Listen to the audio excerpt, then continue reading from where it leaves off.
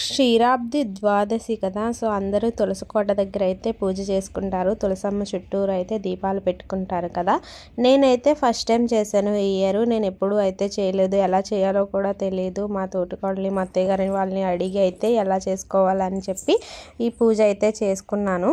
కానీ పూజ అయితే స్టార్ట్ చేసిన కాడి నుంచి ఎండింగ్ అయ్యే వరకు అయితే చాలా అంటే చాలా బాగా అనిపించింది. చాలా ప్రశాంతంగా అనిపించింది. తులసమ్మని ఇంతలా అలంకరించడం వల్ల చాలా నిండుగా కనిపించండి, చాలా అందంగా అయితే ఉంది తులసి కోట అయితేని. ఈ కోటలోని ఉసిరి కొమ్మతో పాటు మామిడి కొమ్మ, రావి కొమ్మ, అలాగే మారేడు పత్రి ఆ కొమ్మ కూడా నాటుకుని స్వామివారికి అమ్మవారికి అయితే జాకెట్ ముక్క టవలు వేసుకుని ఇలా అయితే అలంకరించాను. కోట చుట్టూ 11 దీపాలు లేదా 21 అలా పెట్టుకోవచ్చంట. నేనైతే 11 దీపాలు అయితే పెట్టుకుని పూజ అయితే చేసుకున్నాను. దీంతో పాటు ఇంకేం దీపాలు వెలిగించాను అన్నది పార్ట్ 2లో అయితే చెప్తాను. మీరైతే సబ్స్క్రైబ్.